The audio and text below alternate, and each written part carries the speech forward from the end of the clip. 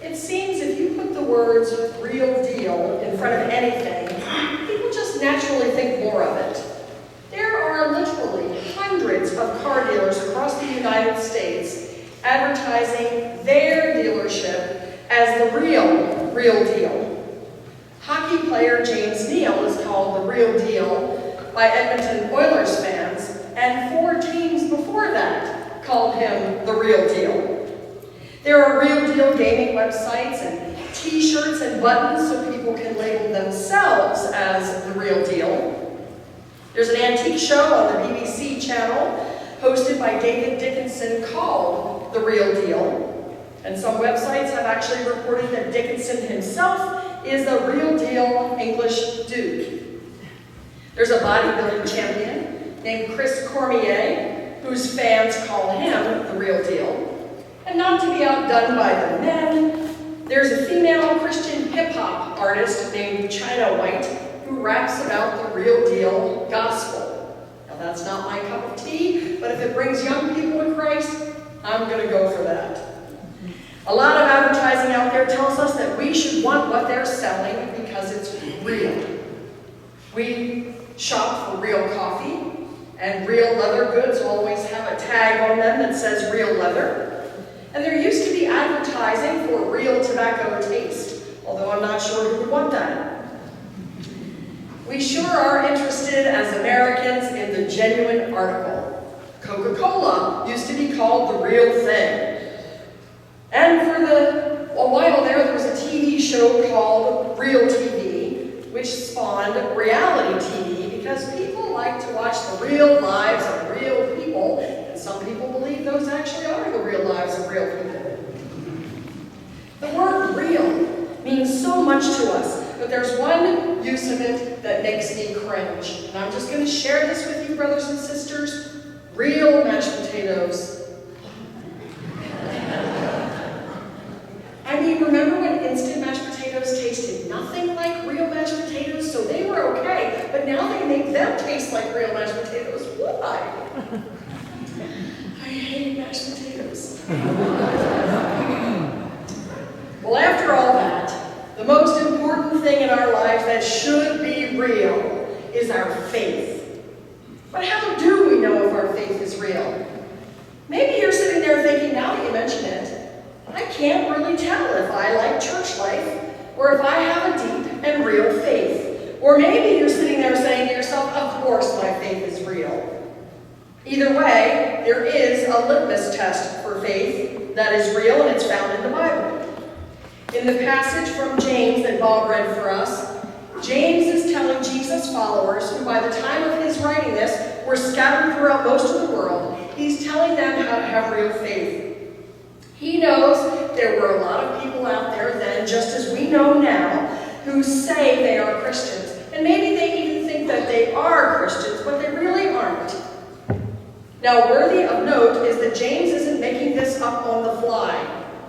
He's repeating one of Jesus' main preaching points, because Jesus himself told us in many ways that we can know a true follower of his by their fruit, what they accomplish and produce through their faith.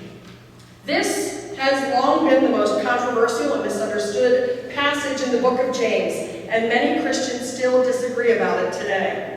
Some try to use this passage to prove you have to work your way to heaven, even though the entire New Testament tells us that we are saved by grace through faith alone. The Apostle Paul tells us about saving grace over and over. In the book of Romans, Paul says this, "But if it is by grace that we are saved, it is no longer on the basis of works. Otherwise, grace would no longer be grace." So what is grace exactly? I'm sure you know, but just a reminder, grace is the fact that God loves us, even though we are pitiful, lowly, sinful people. All of us. Raise your hand if you are a pitiful, lowly, sinful creature. Well, grace is the fact that God loves us beyond our ability to fathom it, in spite of the fact that we all just raised our hands, or should have. And no matter how hard we try or what we accomplish for God, we can never fruit enough to deserve the love of one so divine. But his grace covers us anyway. If we were in an AME church, 100 people would have just shouted amen. In spite of God's holiness and perfection, Paul says if we believe his love is true, we are saved. Paul says all it takes is faith in the grace we have received. But then James comes along and throws a monkey wrench into everything. Oh, no, he says it's not just faith, but faith with works. And to add insult to injury, he says faith without works is dead. People have argued this for centuries, James or Paul, which one is right? And I'm suggesting for us today that they are both right. They're talking about different things. You see, Paul was writing to a group of Jewish converts, and they believed that Jesus was an addition to their Jewish heritage, not a replacement for it. So Paul was constantly arguing against the problem of legalism, because all these people believed they still had to keep to the very letter of every Jewish law to be a Christian. On the other hand, James is not fighting legalism, he's fighting laziness. Those who say we don't have to do anything so long as we believe because we're covered by grace. Paul said so. Paul focuses on the root of salvation, what actually saves us. And James focuses on the fruit of salvation, what happens after we accept that saving grace. Paul is talking about how to know you're a Christian. James is talking about how to show you're a Christian. Paul is talking about how to become a believer, and James is talking about how to behave like a believer. And in fact, we don't have to take a side. James is not contradicting Paul, because Paul himself said in Ephesians 2, "For by grace you have been saved through faith.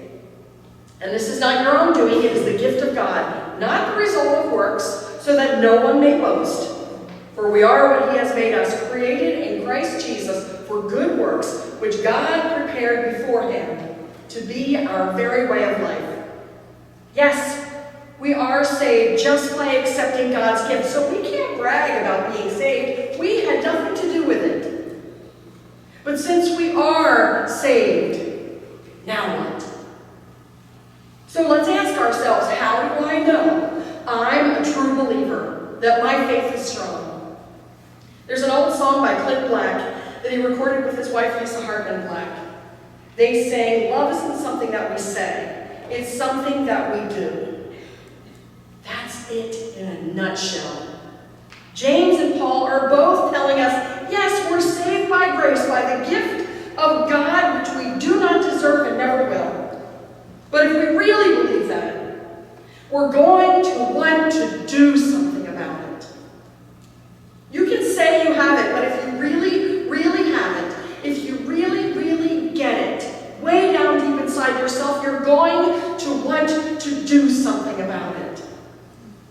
Jesus said it, "You'll know my followers because they'll bear fruit." In other words, they'll be doing for others, helping to build up his people and his kingdom. And this is at the heart of one of the strategic goals of our church, which we've been looking at since the beginning of the year. We are people of compassionate mission and service. It's who we are. It's not just something that we say, it's something that we do. We don't just call ourselves believers and then sit back and wait for Jesus to return, do we? We are saved by grace through our belief in Jesus, and once that is a deep reality for us, we develop a desire that's just as deep to do good works for Christ Jesus because God planned it that way. So many in this congregation already know all about this. There are disaster relief workers, Wednesday night live setup, cooks, teachers, cleanup. We have community volunteers that we support our preschool. We have needle workers who make prayer shawls, and others who bake and make handcrafts for disaster relief. We cook, sew, make bread and soup, wash each other's feet, both physically and metaphorically, and we are generous with our money. This is an incredibly generous congregation in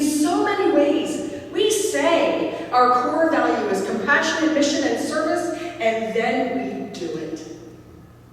But if you're sitting there saying, well, right now, I don't have the time or the talent or even the money to do any of those things, well, friends, I'm sorry, but James is talking to you. And for those of us who are already doing, this is a refresher. God is reminding us that we need to keep up the good work, or maybe he's calling you to do something more or something new or different. When God asked, whom shall I send, he meant not just for Isaiah to answer. He meant for every one of us to say, here I am, send me, pick me, God. Real faith is not something we can just say we have. There are a lot of people who claim to be Christians. In fact, the Gallup poll says that out of 242 million adults in the United States, 50 million claim to be born again. But I don't see 2 out of every 10 Americans working out their faith in service. Do you?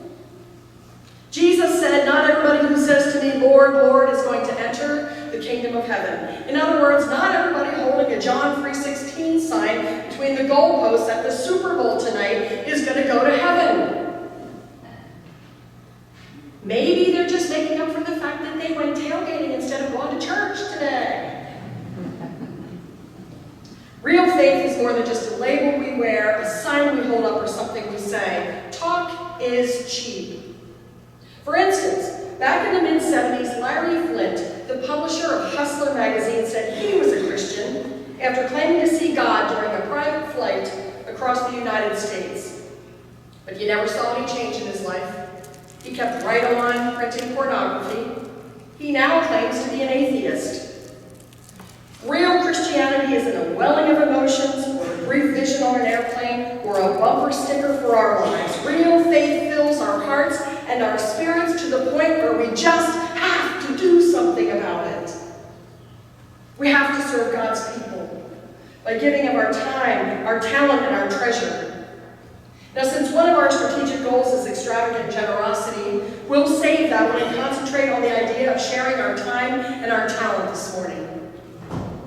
I saw a Peanuts comic strip with Snoopy out in the cold, shivering next to an empty dog food bowl, while Charlie Brown and Linus are having a lazy, comfortable conversation about how sad it is that Snoopy is hungry and cold. He's cold and hungry. We ought to do something about it, Linus says. They finally walk over and say to Snoopy, "Be of good cheer, Snoopy," and walk right past. Charles M. Schultz says he got that idea from a passage in 1 John that reads, "How does God's love abide in anyone who has the world's goods and sees a brother or sister in need and yet refuses to help? Little children, let us love not in word or speech, but in truth and actions." In other words, do something. Don't just say, "Hey, I'm a Christian." Be a Christian. If you're getting into your car after church and you happen to slam your fingers in the car door, and you're standing there in agony with blood dripping all over your church shoes, and I walk past and say, "Hey, have a good weekend. See you later." Is that love? I don't think so. When you have real faith, you have a desire to give of yourself. You act on it. A real believer has faith that is practical. It gets involved with people. When you become a part of God's family, you have some family responsibilities, just like becoming a part of any family. A real believer will care about other believers and be willing to help. Can people count on you in a crisis? How many people have the freedom to call you up in the middle of the night if they are in need? Or is your phone on silent? Are you on call with a shovel or a spatula or a baby wipe when you're needed? How about just some time and a hand to hold, a shoulder to cry on, or a prayer? 1 John 3:14 says that one of the proofs of salvation is that we love other Christians. Do you have fellowship with believers? Because real faith wants to be around other believers. Does your heart go pitter-pat when you think of fellowship meals? Trips with your small group? Family game night? Do you love everyone in this church, even the ones who aren't easy to love? No, wait, there aren't any of those here. The coolest part of all is that this love is life-giving. It makes us feel truly alive. Do you have that truly alive, life-giving love? James is laying it all on the line here, friends. He doesn't mince words when he says, if you don't feel like showing your faith with your life, with your time, and your talent, you have a dead faith. Knowing God, really knowing Him, will bring you life. It will make you sit up and pay attention. If you grab onto a 220-volt wire, you're going to know it, right? I don't see how somebody as big as God can enter your life and it not change you. James says flat out that if it doesn't change you, there's a question about whether God is really in your life. Now, there's an old question we can ask ourselves that we've heard 1,000 times, but it's something that bears thinking about again. If you were arrested for being a Christian, would there be enough evidence to convict you? That's what James is talking about. Do you know you're a real deal believer? And if you are, you'll see some changes in your life. You'll start thinking differently about your old habits and lifestyles. Real faith always produces change. And you have a burning desire to bear fruit for Jesus. You'll start looking for ways to be served. You'll be excited when someone calls you on the phone and asks you to be part of a committee. Maybe you'll show up for a Sunday school group or a small groups. Or you'll want to give of yourself, your time, your energy, and your talents. You'll want to be in fellowship events and rehearsals and Bible studies together. Recently, an Anaheim, California newspaper did a survey about Christianity. Sure, I'm a believer, I'm a Christian, the respondents said. Do you attend church? No. Do you donate your time? No. Do you tithe? No. James would say that's a phony belief. You're just conning yourself. Well, a lot of people are doing that. Don't get me wrong now. You have to believe in your head and your heart and your spirit first. Because works without faith makes you a philanthropist, not a Christian. Faith is not decided by what we do. It is demonstrated by what we do. In 1859, there was a famous tightrope walker named George Blondin who decided that he would walk across Niagara Falls on a tightrope. The very thought makes me shiver. On the appointed day, thousands of people showed up on both sides of the falls to see this unbelievable feat. Blondin walked up to the edge of the falls, put one foot on the tightrope, and began to walk across inch by inch, step by step, and everyone knew one misstep he would fall to his death. Blondin got to the other side, and the crowd went wild, shouting, and "Better do it again," he said. And he got back to the Canadian side. Those people went crazy and shouted. He said, "I'm going to do it again, and this time I'm going to push a wheelbarrow full of dirt in front of me." He did that too. On the other side of the falls, he pushed the wheelbarrow right in front of the tourist, who said, "I can honestly say I believe you could do that all day." Blondin dumped out the dirt and said, "Really? Get in." If you really believe what you say, you believe. Jesus said, "Whoever wishes to be great among you must be your servant, and whoever wishes to be first among you must be your slave." Brothers and sisters, there is no room in God's kingdom for some kind of an organizational management chart that says, "I'm the top best Christian, you're number 2, and these people over here are way down the line." Even Jesus says he came not to be served, but to serve, and to give his life for those of us who think we are too busy or too important to serve, or that we're good enough not to have to serve, or we did our time. We only talked about a few examples this morning, but over and over throughout the scriptures, especially in the New Testament, God is telling us to put our lives where we say our faith is. Talk is cheap. You say, "I believe in Jesus." Prove it to yourself and to God. Not to me, not to Pastor Don or a church moderator or anyone else. Prove it to me, to yourself, and to God. Volunteer for something. some sort. Volunteer to help with Wednesday night live meals or cleanup or setup or with the children. Help at the food bank, at Meals on Wheels, a charity shop, Kobe's, Brethren Village. Think about the talents you have and how you might use them for God. Can you sing? Play an instrument? Cook, sew, play with children, pound nails. Share creative thoughts and actions, teach, clean. Can you pray? Actions speak louder than words, friends. Our behavior shows us what we really believe. And if you don't have any idea how you might be used by God, come to the church office any day of the week or call and ask somebody to sit down with you and help you figure that out. There's no excuse not to serve because faith without works is dead. That's the bottom line.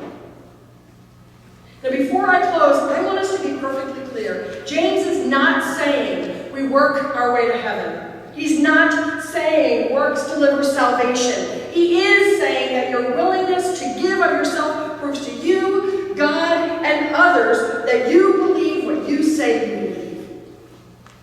He's saying that if your faith doesn't cause you to want to give of yourself in works of love, in time, talent, and treasure, it's probably not a very strong faith. And it's a question we all need to ask ourselves from time to time, isn't it? Well, friends, Snoopy needs fed. Are you going to just stand around and talk about it? Are you going to give him a pat on the head and an empty platitude instead of what he really needs? Or will you be the one to shop for his food or clean out his bowl or fill it up and take it to him? Now is the time to ask yourself, am I a real Christian? Am I willing to put my time, talent, and treasure where I say my faith is? Because real faith results in compassionate mission and service.